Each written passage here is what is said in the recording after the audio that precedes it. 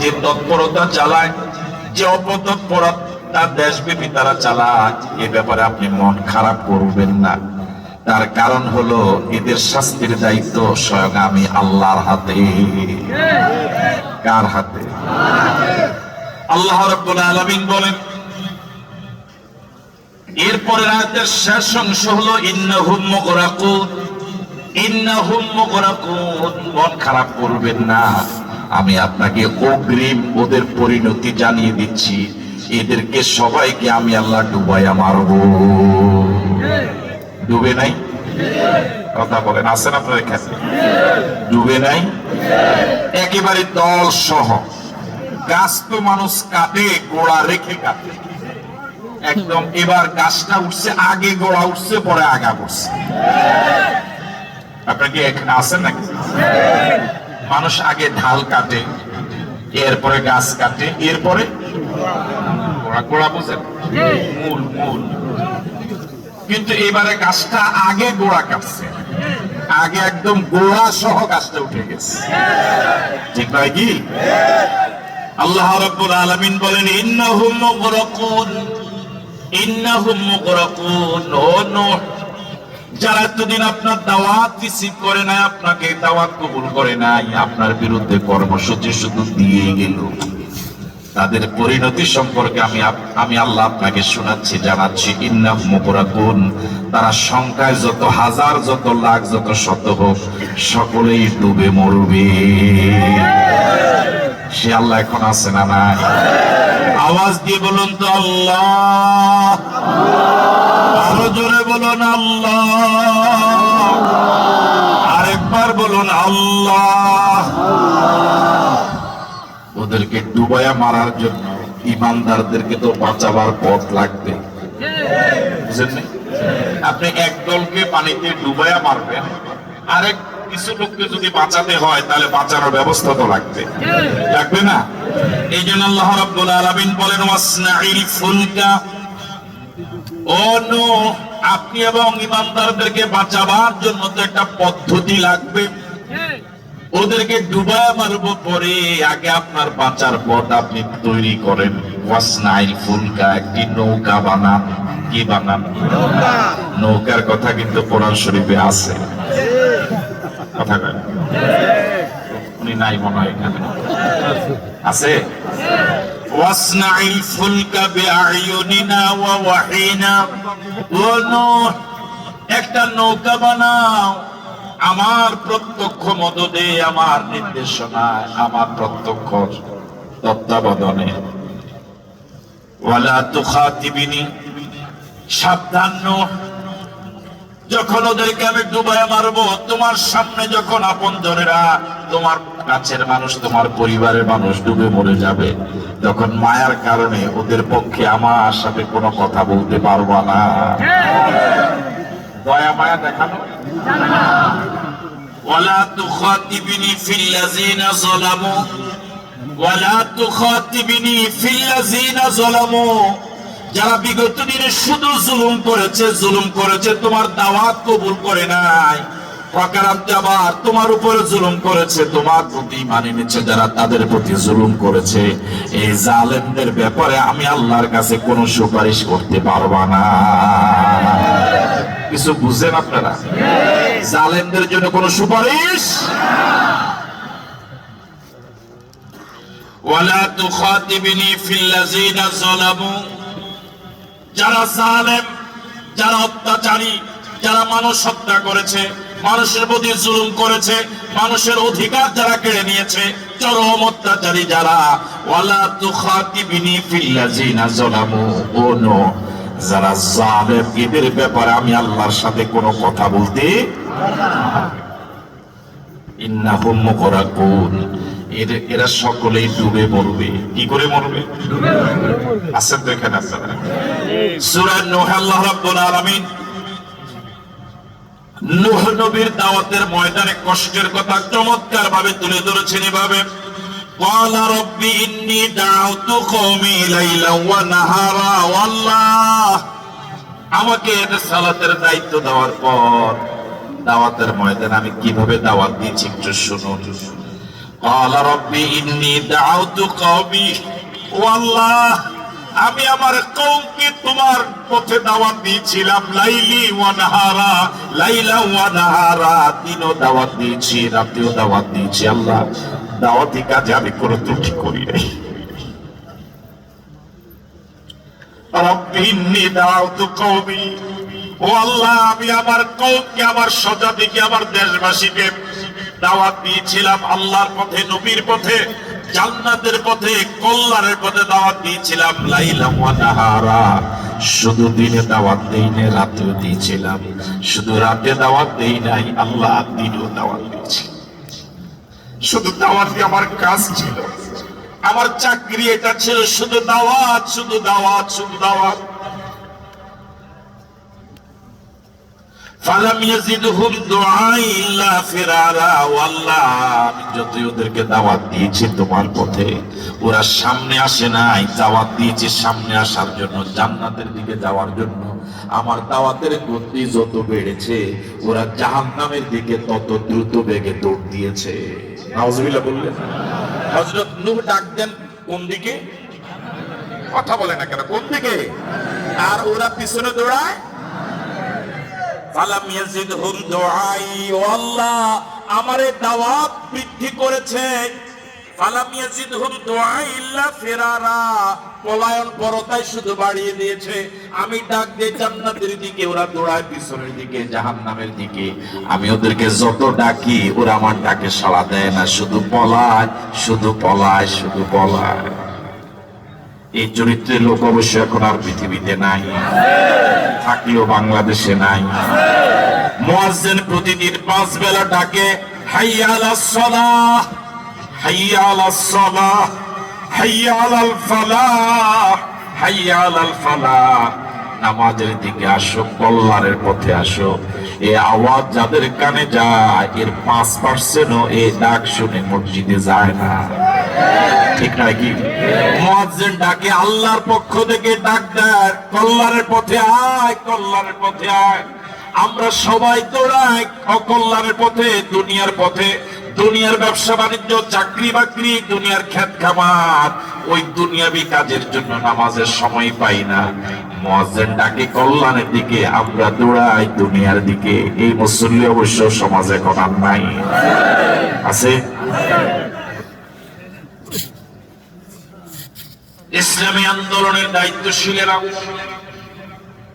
ইসলামী আন্দোলনের দায়িত্বশীলেরা প্রতি সপ্তাহে বৈঠক করে ডাকে প্রতি মাসে বৈঠক করে প্রতিদিন কোন না কোন ভাইকে দাওয়াত দেয় ভাই জমিন যার আইন চলবে তার যে আল্লাহর হুকুমে নামাজ পড়ে ওই আল্লাহর হুকুমে সমাজ চলতে হবে রাষ্ট্র চলতে হবে সংসদ চলতে হবে কিন্তু এই কথাগুলো যতই বলে হুজুরের রাজনীতির ওয়াজ করে কথা বলে না ঠিক নামাজের ওয়াজ করলে ভালো রোজার ওয়াজ করলে ভালো পর্দার ওয়াজ করলে ভালো যেটা মাত্র বলা হয় জমিন যার আইন চলবে তার তখনই বলে হুজুর আর ভালো না কথা বলে না এই জাতীয় লোক সমাজে আছে না নাই আমি আপনাদের কাছে একটা বিনয়ের সাথে প্রশ্ন রাখতে চাই সাহাবায়ে কেরাম যাদের নাম আপনারা জানেন আমরা জানি যাদের নাম আমরা জানি না রাসূল বিদায় হজে 10 হিজরিতে ভাষণ দিয়েছিলেন 1.25 লক্ষ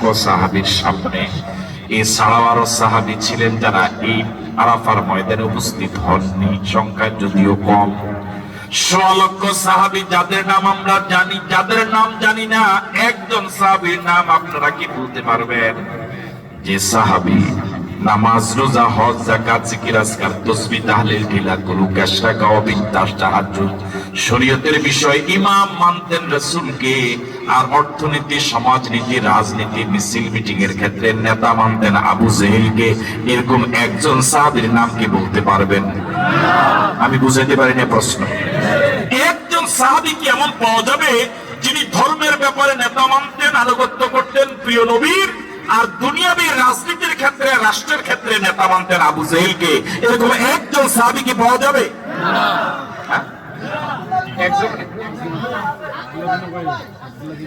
কে সাহাবী একজন নাই সাহাবী একজন নাই যতজন সাহাবী সব সাহাবায়ে কেরাম ধর্মের ক্ষেত্রে নেতা মানতেন মুহাম্মদুর রাসূলুল্লাহ সাল্লাল্লাহু আলাইহি ওয়াসাল্লামকে, রাজনীতির ক্ষেত্রেও নেতা মানতেন মুহাম্মদুর রাসূলুল্লাহ সাল্লাল্লাহু আলাইহি ওয়াসাল্লামকে। ঠিক নয় কি? এই ব্যাপারে কি সবাই একমত? কিন্তু আমাদের দেশে সিংহভাগ নামাজি ধর্মের ক্ষেত্রে নেতা মানে তফাজ্জল সাহেবের, রাজনীতির ক্ষেত্রে নেতা মানে যে নামাজ পড়ে না তারে। সুবহানাল্লাহ কয় না? সুবহানাল্লাহ বলেন। নামাজ রোজার ক্ষেত্রে নেতা মানে এই মসজিদের ইমাম সাহেবকে, পীর সাহেবকে, আবু নসর আশরাফিকে। কিন্তু রাজনীতির ক্ষেত্রে, রাষ্ট্রনীতির ক্ষেত্রে, সমাজনীতির ক্ষেত্রে নেতা মানে যে নামাজই পড়ে না, কোরআনে বিশ্বাস করে না, এই জাতীয় লোকদের। আপনাদেরকে কে বুঝাবে?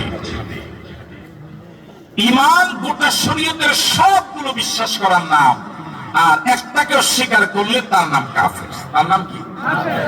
আপনি নামাজ রোজা যতই করেন, শরীয়তের রাজনীতি যদি অস্বীকার করেন, তাহলে আপনার ঈমানদার থাকার কোনো সুযোগ নেই। আমাদের রাসূল কি রাজনীতি করেননি? কথা বলেন না কেন? রাসূল কি রাষ্ট্রনেতা ছিলেন না? আবু বকর কি রাষ্ট্রপ্রধান ছিলেন না? ওমর কি রাষ্ট্রপ্রধান ছিলেন না? এই কথাটা কিয়ামতের দিনে লোকেরা এতবার আপনাদেরকে বলে, কিন্তু কানেও নেন না। ঠিক নয় কি? কার মতো হলো? হযরত নূহের কওমের মতো হলো। নূহের কওমের লোকদেরকে নূহ যতই ডাকে, ওরা কানেও নেয় না। ঠিক নয় কি?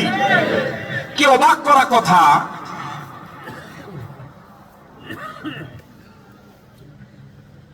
আপনারা আছেন এখানে নাকি? আল্লাহ রাব্বুল আলামিন নামাজ ফরজ করেছেন যে আয়াত নিয়ে, আকিমুস সালাত, নামাজ কায়েম করো। এই আকিমুস শব্দের কারণে নামাজ ফরজ না নফল? সবাই বলে।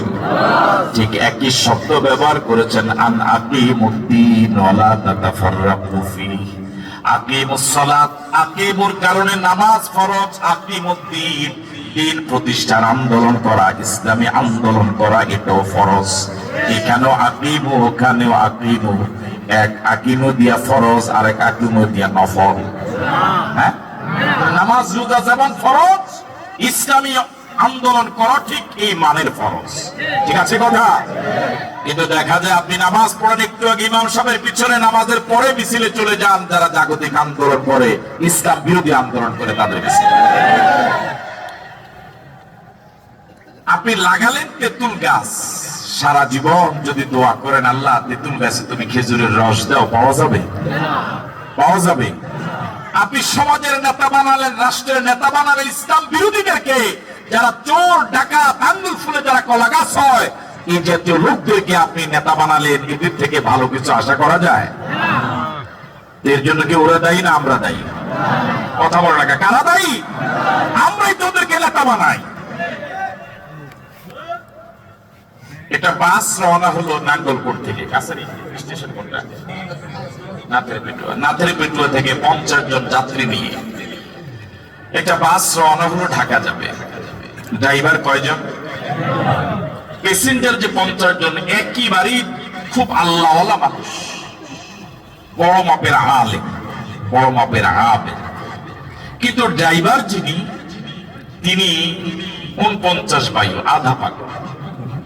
আবার গত রাতে মদ খেয়ে একদম টাল। এই বাসটাকে ঢাকা যাবে? যাত্রীরা খুব ভালো, কথা বলে না কেন? যাত্রী একেবারে আল্লাহওয়ালা দরবেশ, যাবে?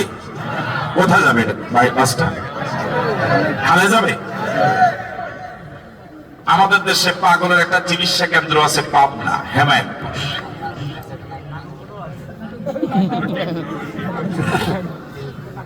চট্টগ্রাম কক্সেস বাজার থেকে 50 জন পুরা পাগল নিয়ে রওনা হয়েছে একজন ড্রাইভার, যাবে পাবনা চিকিৎসার জন্য। এই পাগলদের কিসের জন্য? 50 জন পাগল চিকিৎসার জন্য রওনা হয়েছেন একজন ড্রাইভার। ওই ড্রাইভার খুব বিজ্ঞ, প্রাজ্ঞ, অভিজ্ঞ এবং সুস্থ মস্তিষ্কের। আল্লাহর মেহেরবানিতে 50 জন পাগল নিয়ে বাসটাকে ঢাকা যাবে? পাবনা যাবে? তো 50 জন পাগল নিয়ে বাস পাবনা যায়, আর 50 জন আল্লাহর ওলি নিয়ে বাস ঢাকা যায় না। কারণ কি? কয়জন সমস্যা? কয়জন সমস্যা? আপনি জানেন তাকে আপনি নেতা মানছেন, ও নিজে মদ খায়, ও চরিত্রহীন, ও লম্পট, ও চোর, ও ডাকাত। আপনি তার কাছ থেকে এর থেকে ভালো কি আশা করতে পারেন? আর ডানে বামে যা আছে সবগুলো বাটপার, সবগুলো সন্ত্রাসী, সবগুলো সিটার। এটাকে তেঁতুল গাছ লাগিয়ে খেজুরের রস আশা করার মতো নয়। যারা 5 বছর মন্ত্রিত্ব করলো, 1 টাকা দুর্নীতি করলো না, যাদের 2 শতাধিক ভাইস চেয়ারম্যান রয়েছে, অসংখ্য উপজেলা চেয়ারম্যান ছিল, 1000 উপর মেম্বার, 200-250 চেয়ারম্যান ছিল, 5 শতাধিক চেয়ারম্যান ছিল, 18 জন এমপি ছিল, একজন দুর্নীতির 1 টাকা দুর্নীতি করে নাই। ওদেরকে আপনাদের পছন্দ হয় না? কপাল যেরকম, গাছ যেরকম, ফল যেরকমই হবে। রাগ করেছেন আমার কথা? একটু চিন্তা করেন, একটু চিন্তা করেন। একজন নেতার বিদেশে বাড়ি পাওয়া গেল 620টা। কয়টা বাড়ি? এটা কি জানছেন আপনারা? 620টা যার বাড়ি, ওটা কি তার বাবার টাকা? কার টাকা? কথা বলে কার টাকা? জনগণের না, আপনার টাকা। এইভাবে না বলবেন যে আমার টাকা। যে দেশের প্রধানমন্ত্রী অবলীলা বলে আমার অফিসের পিয়ন 400 কোটি টাকার মালিক, হেলিকপ্টার ছাড়া চলে না, ওই দেশের মন্ত্রী এমপিরা কত গরিব। ব্যাংকে এখন টাকা গেলে 1 লাখ টাকার চেক দিলে কি দেয় টাকা? কেন দেয় না? টাকাগুলো কার? গোটা দেশটাকে ফোকলা বানিয়ে দিল। এরপর ওরা হয়ে গেল দেশপ্রেমিক, আর যারা 1 টাকা দুর্নীতি করলেন ওরা হয়ে গেল দেশ বিরোধী। এতদিন যাদেরকে বলা হতো পাকিস্তানি, ওরা তো কখনো পাকিস্তানে একজনও পালায় নাই। আর যারা খাঁটি একদম দেশপ্রেমিক নিজেকে দাবি করতো, ঠিকাদার দেশের, ওরা তো 71 সনে ভারত গিয়েছিল, 75 ভারত গিয়েছিল, 24 ওরা ভারতে গিয়েছিল। যাদের ভারতে মামুর বাড়ি, ওরা বাংলাদেশের দেশপ্রেমিক হয় কেমন করে?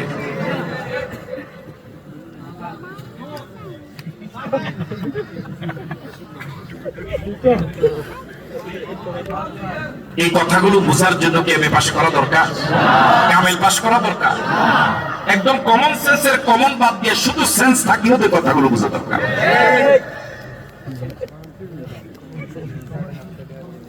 ফালাম ইয়াজিদহুম দুআই ইল্লা ফিরারা।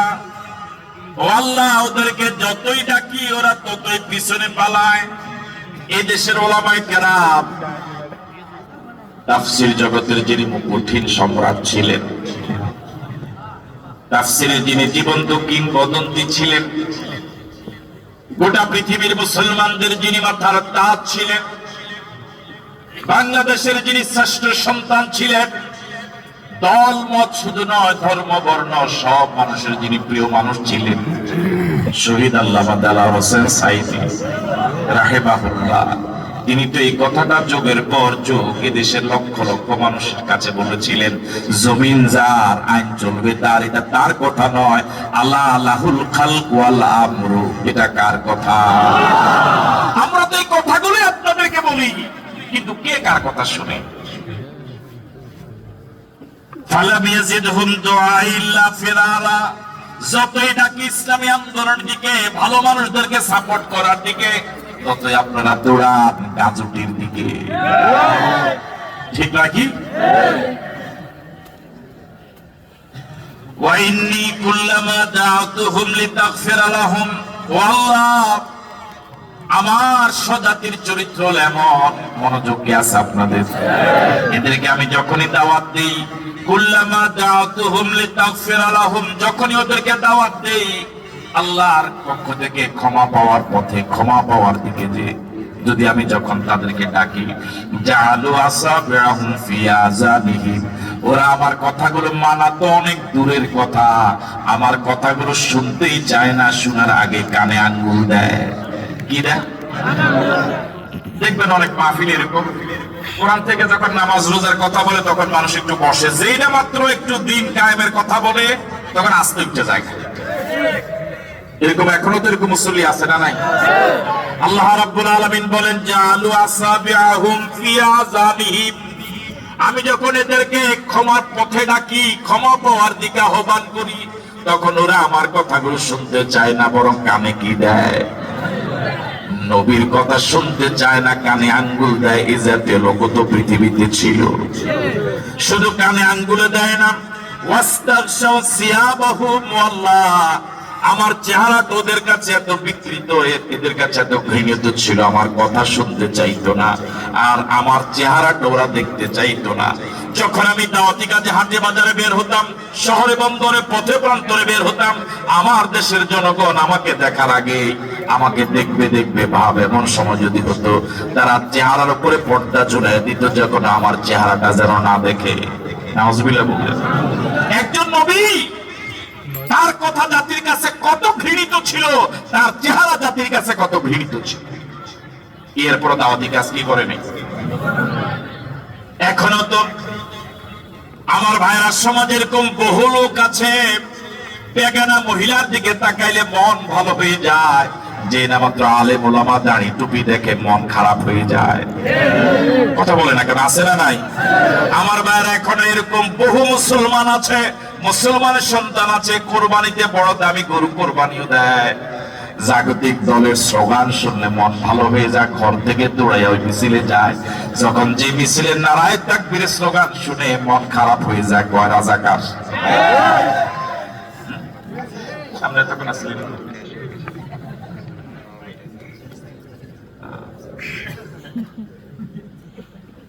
জাআলু আসাবিআহুম ফি আযানিহিম ওয়াস্তাগশাউ সিয়াবাহুম, ওরা আমার চেহারা দেখতে চায় না, পর্দা ঝুলায় দেয়। সব স্লোগান ওদের কাছে মায়ার, সব স্লোগান ওদের কাছে খুব প্রিয়। যখন আল্লাহু আকবার স্লোগান শুনে তখন মেজাজ গরম হয়ে যায়। ঠিক নাকি? আমার ভাইরা, যে মিছিলে গেলে আমার আল্লাহর নাম নেওয়া যায় না, ওই মিছিলে কোনো মুসলমান যাওয়া যাবে না। রাজি আছেন? কারা কারা রাজি? দু হাত তুলে দেখা।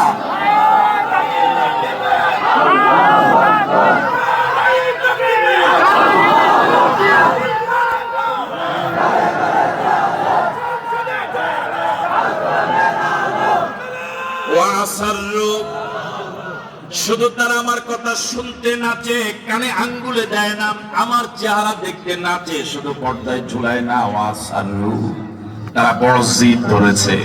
খারাপ না হুজুরি, দিতাম না বড়, কিন্তু কথা কয় না।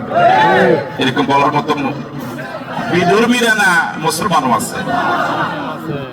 আমার ভাইরা, বহু বিধর্মী আছে, ওলামায়ে কেরামদেরকে, ভালো মানুষদেরকে ভোট দেয়। সাইদি সাহেবের সাক্ষী ছিল সুখরঞ্জন বালি, একজন হিন্দু মানুষ। ওই সময়ের সরকার তাকে বসে আনতে পারে না। একজন হিন্দু ভারতের কারাগারে সে 5 বছর ছিল, এরপর তার জবান থেকে সাইদি সাহেবের বিরুদ্ধে মিথ্যা সাক্ষী আনতে পারে নাই। সাইদি সাহেব যে আসন থেকে এমপি হয়েছিলেন, হিন্দু দূষিত এলাকা, সাইদি সাহেব শুধু মুসলমানদের ভোটে এমপি হন নাই, হিন্দুদের ভোটে এমপি হয়েছে। ওরা বিবেক খরচ করেছে। একজন ভালো মানুষ, তাকে নেতা বানানো দরকার যদি সমাজকে অপরাধ মুক্ত বানাতে হয়। যে নিজে অপরাধী, সে নেতা হলে সমাজকে অপরাধ মুক্ত বানাবে না। ওয়াসারু, তারা শুধু কানে আঙ্গুলে দেয় নাই, চেহারা শুধু পর্দায় দেয় নাই। ওয়াসারু, তারা জিদ ধরেছে। ওয়াস্তাকবারু ইস্তিকবারান, এবং তারা বড় অহংকারী আচরণ শুরু করেছে। আমাদের ঘরে ঘরে ভোট, তোফাজ্জলের ভোট কয় না, ওই কথা কয় না। ওয়াস্তাকবারু ইস্তিকবারান, প্রচন্ড জিদ ধরেছে, অহংকারী আচরণ। আমাদের সাথে তো একটা বাড়িও লইতো না। এরকম বলার মতো লোক তো এখনো সমাজে আছে, আছে। আমরা অপেক্ষা আছি সেদিনের, যেদিন ফুলসেরাতের গোড়ায় সবার সাথে দেখা হবে।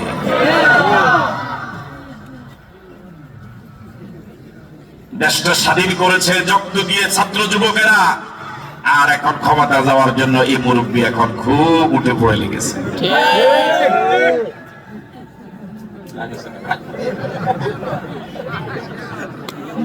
ওয়াস্তাকবারু ইস্তিকবারান, সুম্মা ইন্নী দাউতুহুম জিহারা, ও আল্লাহ আমি আমার সজাতিকে প্রকাশ্য দাওয়াত দিয়েছিলাম। সুম্মা ইন্নী আলানতু লাহুম, এরপর আমি তাদেরকে এলান করে দাওয়াত দিয়েছিলাম, ঘোষণা দিয়ে দাওয়াত দিয়েছিলাম। ওয়া আসরারতু লাহুম ইসরারা, এবং তাদেরকে চুপিসারে কানে কানে নিভৃতে গোপনে দাওয়াত দিয়েছিলাম। তার মানে আল্লাহ দাওয়াত দেওয়ার কোন পদ্ধতি আমি বাদ দেই নাই।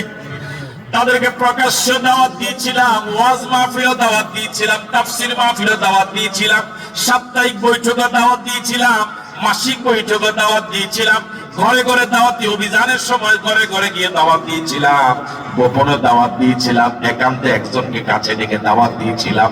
ভাই এটাই হলো জান্নাতের পথ, এটাই হলো সঠিক পথ। প্রকাশ্য দিয়েছিলাম, গোপনে দিয়েছিলাম। আমার কোন দাওয়াত তাদের কানে যায় নাই, কানে নেয় নাই, কানে আঙ্গুল দিয়েছে।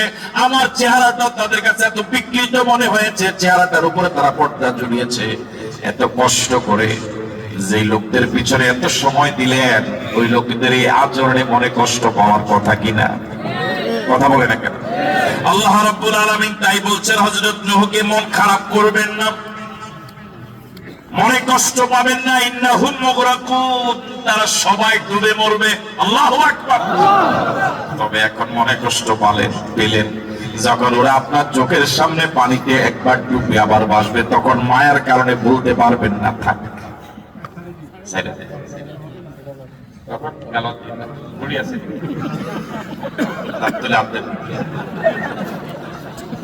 ওয়ায়াসনাউল ফুলকা ওয়াকুল্লামা মাররা আলাইহি মালাউন মিন কওমিহি সাখিরু মিনহু। আল্লাহ রাব্বুল আলামিন নূহ নবীকে বললেন বাঁচার জন্য আগে প্রস্তুতি নেন। কথা কয় না? নিজে বাঁচার জন্য কিছু প্রস্তুতি লাগবে। সব আল্লাহর উপরে ছেড়ে দিবেন, তাওয়াক্কুল করবেন। বিষয়টা এরকম নয়। আপনি আগে গরু আছে না, গরুর দড়ি আগে কি করতে হবে? এরপর আল্লাহ কি করা লাগবে, যে আল্লাহ আমি বানছি, আমার সাধ্য যদ্দূর ছিল, এবার তোমার উপর তাওয়াক্কুল। ঠিক আছে কথা? আপনি গরু এমনি ছাড়িয়ে দিয়ে করেন আল্লাহ তোমার উপর তাওয়াক্কুল, এটা না। ঠিক আছে কথা? তাহলে বাঁচার জন্য একামতে দিনের লোকদের নিজস্ব একটা প্রস্তুতি লাগবে। ওয়ায়াসনাউল ফুলকা, হযরত নূহ নবী এবার নৌকা বানানো শুরু করে দিলেন। আল্লাহু আকবার বলবেন না? নৌকার কথা হযরত নূহ যে নৌকাটা বানালেন 300 গজ লম্বা। কত গজ? 50 গজ পাশ, 30 গজ, 3 স্তর, 3 তালা। সুবহানাল্লাহ। কয়শো গজ লম্বা, পাশ, উচ্চতা, কয় তালা? 3 তালা। এটাকে একদিনে বানানো সম্ভব হয়েছে? হযরত নূহ নৌকাটা যে জায়গা বানানো শুরু করলেন, একটা মরুভূমিতে, বিশাল মরুভূমিতে বানানো শুরু করলেন। যে জায়গা বানানো শুরু করলেন, কাজ শুরু করলেন, এর চারপাশে ওই এলাকার জনগণের যাতায়াতের রাস্তা, সকাল বিকেল ওরা হাটে বাজারে যায়, ওর পাশে হযরত নূহ নৌকা বানানো শুরু করলেন। যে সময় হযরত নূহ নৌকা বানানো শুরু করলেন, ওই সময় নৌকা চালাবার মতো পানির তো অভাবই, খাওয়ার পানির অভাব। মানুষ খাওয়ার পানি না পায় না। মনোযোগ আছে? আল্লাহ রাব্বুল আলামিন বলেন কুল্লামা মাররা আলাইহি মালাউন মিন কওমিহি, এই নৌকা বানানোর পাশ দিয়ে ওই কওমের নূহের স্বজাতির লোকদের মধ্যে যারা নেতা, যারা মাতবার, তারা যখন সকাল বিকাল যাতায়াত করে, যখন নৌকা বানানো অবস্থায় হযরত নূহকে দেখে, নেতারা বলে সাখিরু মিনহু, হযরত নূহকে নৌকা বানানো দেখা অবস্থায় ওরা নূহকে নিয়ে ঠাট্টা করে। কি করে? ঠাট্টা বুঝেন? মস্কারা। আর কি করে? টিটকারি করে। হ্যাঁ, এটা ভালো কথা। টিটকারি কি করে? টিটকারি। কেমন টিটকারি? খাওয়ার পানি নাই, কি বানায়? কথা বলে কি বানায়? নৌকা বানায়। তখন আসা যাওয়ার সময় নেতারা, মাতবরেরা, মুরব্বীরা কয় কি মোল্লা কোনে চালাইবা? কথা বোঝেন আপনারা? কি তো ফজল আড়াইশো তো চেয়ারম্যানে ভোট তুই, কথা কয় না কেন? আপনারা আছেন এরকম না? নাই। সাখিরু মিনহু, আস-সুখরিয়া মানে ঠাট্টা করা, মস্কারা করা। বিদ্রোহ করা, এমনি তো দেখবেন হুজুরদেরকে দেখলে মানুষ একটা না একটা টিটকারি করে।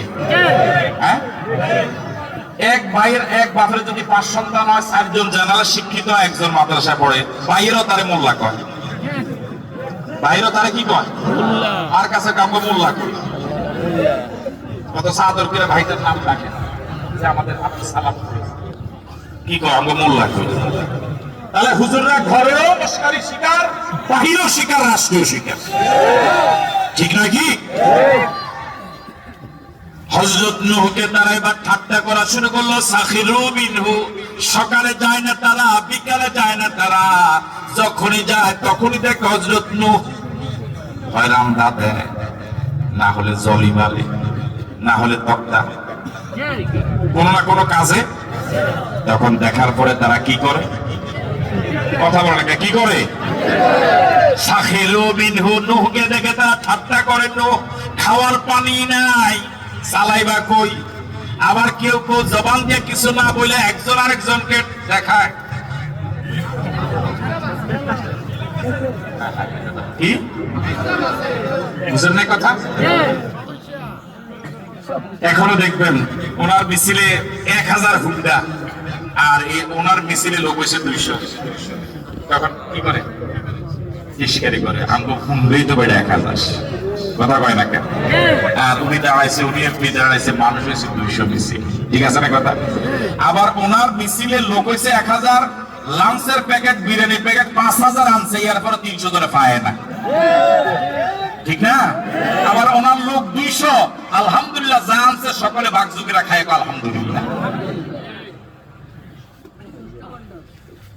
ক্বালা ইন তাসখারু মিন্না ফাইন্না নাসখারু মিনকুম কামা তাসখারুন। আল্লাহু আকবার।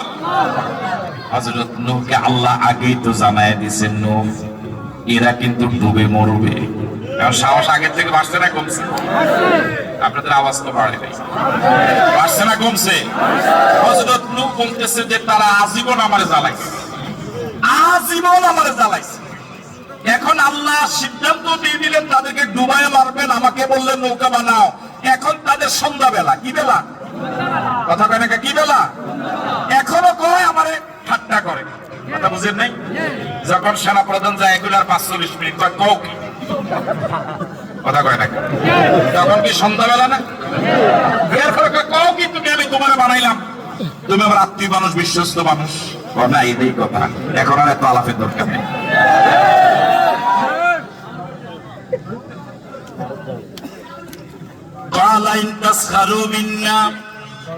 এবার হযরত নূহ ওই নেতাদেরকে এবার সাহস করে জবাব দিলেন, আল্লাহু আকবার, বলেন ইন তাসখারু মিন্না, ও আমার এলাকার নেতারা, জীবনে বহু ঠাট্টা করছো, বহু মস্করা করছো, বহু বিদ্রোহ করছো, আমারে বহু গালি দিছো, দেশ বিরোধী বলছো, রাজাকার বলছো, মানবতা বিরোধী বলছো, ধর্ষণকারী বলছো, কত গালি আমার গোটা জীবনে দিছো।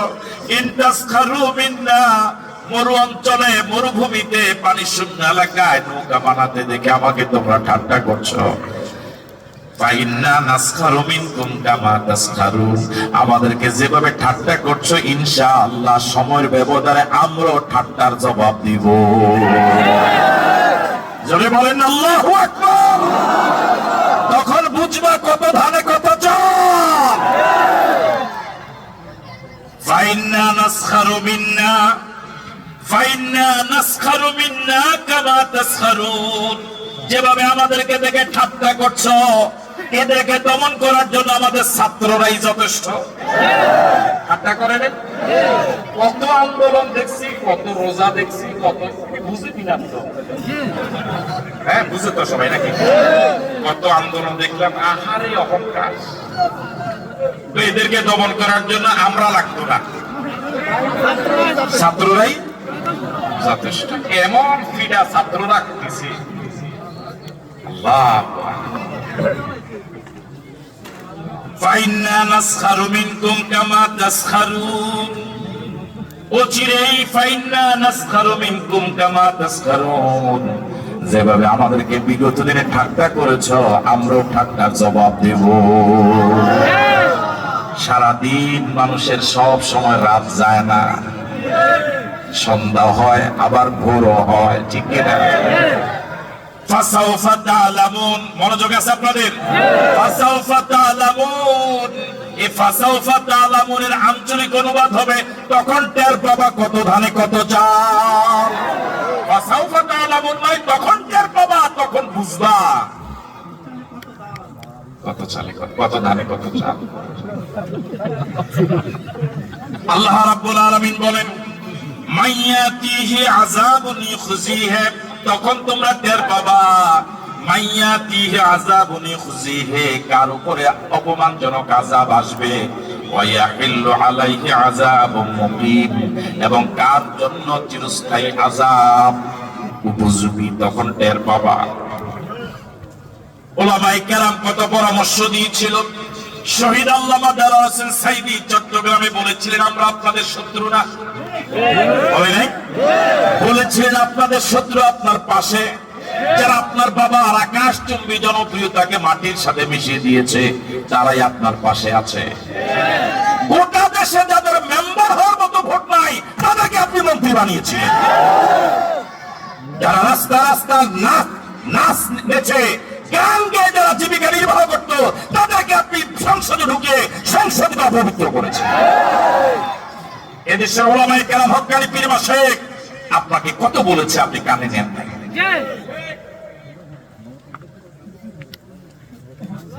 সংসদ সদস্য বাংলা রিডিং করতে পারে না, দেখেন এমন আপনারা বাংলা দেখে দেখে পড়তে পারে না, এরা হলো সংসদ সদস্য।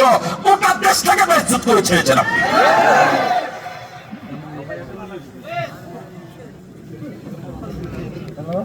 হাত্তা ইযা জা আমরুনা, আছেন আপনারা? নৌকা বানানো শেষ, নৌকা বানানো এখন নৌকা চালাবার জন্য কি আসবে? পানি কি আছে? এখন কথা বলে না, আছে? নৌকা বানাতে আদেশ দিয়েছেন কে? পানির ব্যবস্থা করবেন কে? সে আল্লাহ এখন আছে তো আগের মতো। হাত্তা ইযা জা আমরুনা ওয়া ফারাত তান-নূর, নৌকা বানানো যখন শেষ, এখন পানি আসার সময়। ওয়া জা ফারাত তান-নূর, আল্লাহ রাব্বুল আলামিন বলেন গোটা পৃথিবীর সব জমিন ফেটে ফেটে চৌচির হয়ে পানি বের হওয়া শুরু হয়েছে। সুবহানাল্লাহ, আল্লাহর আদেশ এসে গেল। তান্নুর মানে উনুন, তান্নুর মানে চুলা। পৃথিবীতে যত চুলা ছিল, যত পানি, যত মাটিতে গর্ত ছিল, সব গর্ত দিয়ে একসাথে পানি বের হওয়া শুরু হয়েছে। সুবহানাল্লাহ, সব ক্ষমতার মালিক জনগণ। আন্নাল কুওয়াতা লিল্লাহি জামিআ, আন্নাল কুওয়াতা লিল্লাহি জামিআ, সব ক্ষমতার একমাত্র মালিক, শুধুমাত্র মালিককে।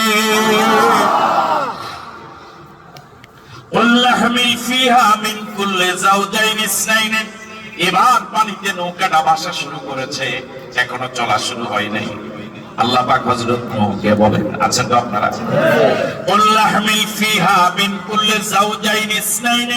প্রতিটি প্রাণী থেকে এক জোড়া নৌকায় উঠাও। গরু থেকে এক জোড়া, ছাগল থেকে এক জোড়া, যাতে করে পৃথিবীতে আর পরবর্তীতে প্রজন্মের কোনো সমস্যা।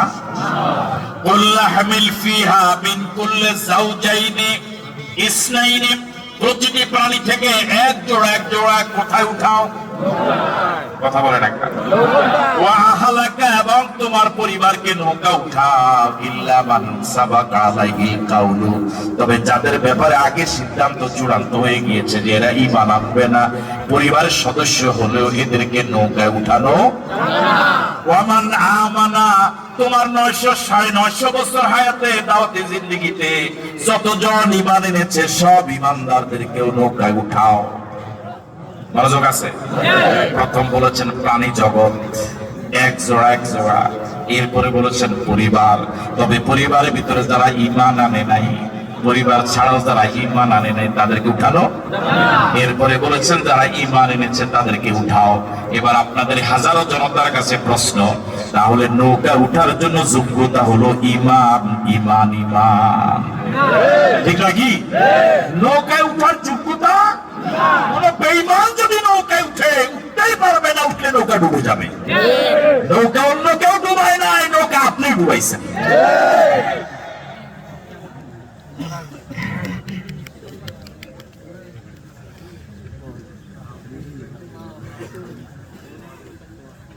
وما آمن معه إلا قليل وما آمن معه إلا قليل আল্লাহ পাক বলেন হযরত নূহের দাওয়াতে খুব বেশি সংখ্যক ঈমান আনে নাই, অল্প সংখ্যক ঈমান এনেছিল মাত্র 80 জন। কয়জন?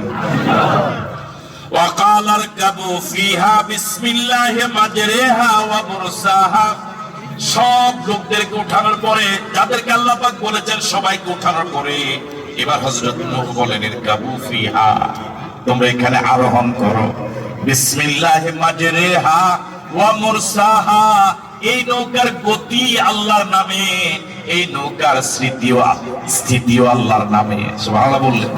তার মানে হলো এই নৌকাটা, এই কিস্তিটা কত গতিতে চলবে, কত কিলোমিটার ঘন্টা চলবে, এটা আমার জানা নাই। বিসমিল্লাহি মাজরিহা, এই নৌকার গতি এটা আল্লাহর নামে।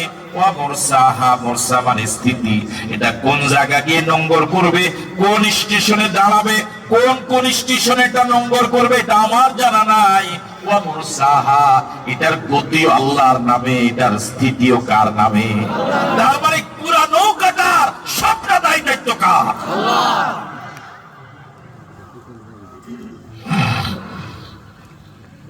রংপুর গিয়ে আপনি বলছিলেন এটা নূহ নবীর নৌকা। নূহ নবীর নৌকা কারে কয়টা বুঝিল নাকি?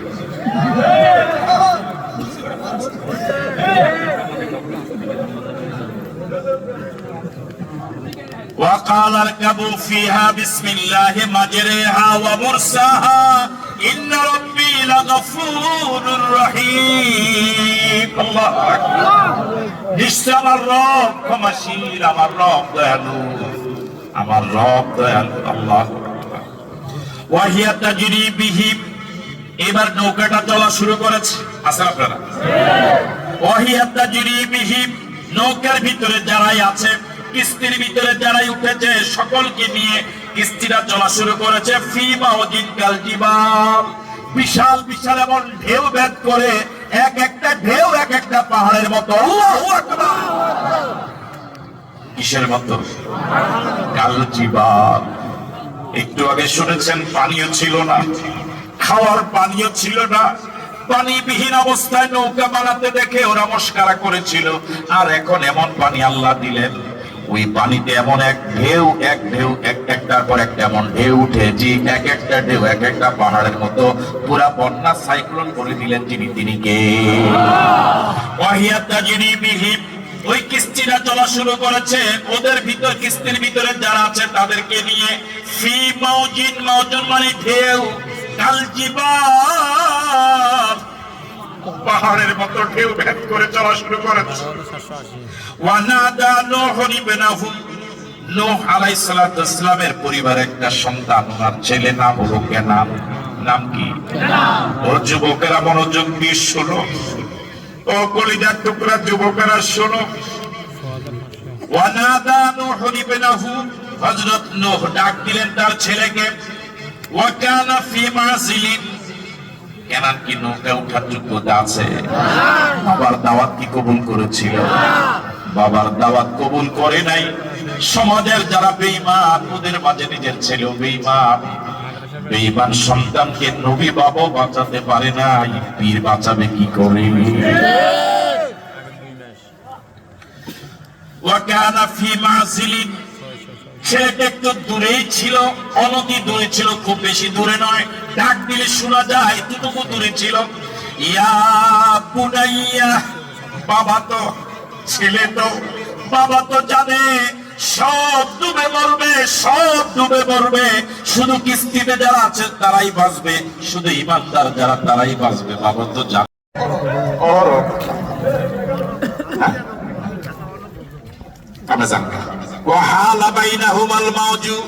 ঠিক বাপ ছেলের এমন কথোপকথনের মাঝখানে বিশাল পাহাড়ের মতো একটা ঢেউ এসে পড়লো।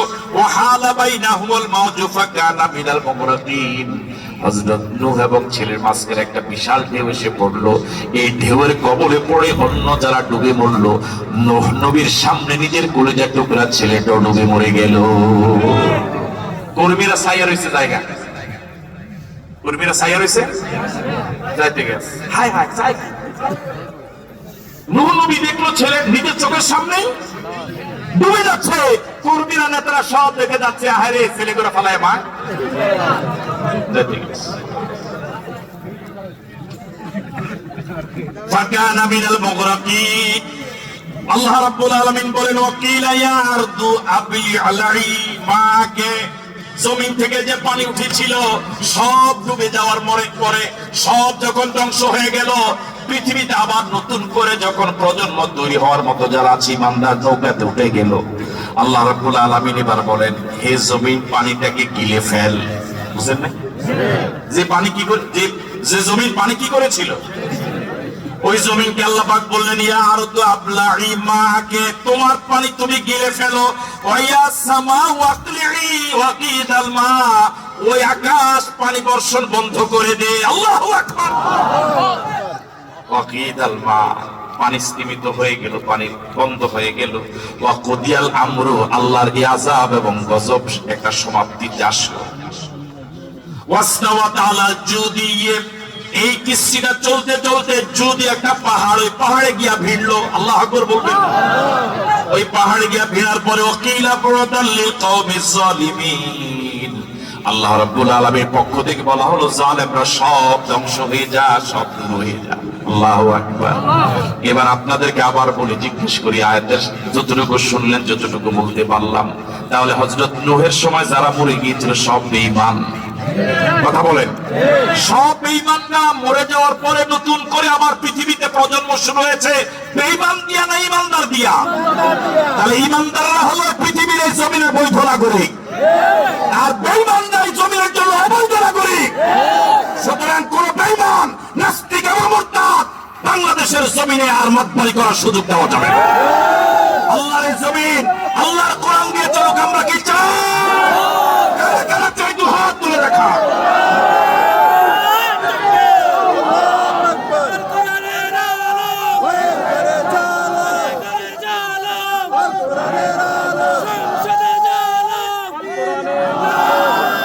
এই জজবা থাকবে তো কিছুদিন ইনশাআল্লাহ? হ্যাঁ, থাকবে তো ইনশাআল্লাহ। জমিন যার, আইন চলবে তার। বিশ্বাস করুন, আন্দোলন দিয়ে বৈষম্য দূর হবে না, আল্লাহর আইন বাস্তবায়ন করা ছাড়া। সুতরাং যতদিন না বাংলাদেশের জমিন কোরআন দিয়ে না চলবে, ততদিন ক্ষমতার অদল বদল হবে, নেতার পরিবর্তন হবে, মানুষের ভাগ্যের পরিবর্তন। মানুষের ভাগ্যের যদি পরিবর্তন করতে হয়, ইনসাফ ভিত্তিক বাংলাদেশ যদি বানাতে হয়, জুলুম যদি দূরীভূত করতে হয়, আল্লাহর কোরআনের দিকে ফিরে আসা লাগবে। আল্লাহ পাক আমাদের সকলকে তৌফিক দান করুন। এই মাদ্রাসাটা আমি প্রথম আসলাম, আমার কাছে ভালো লেগেছে।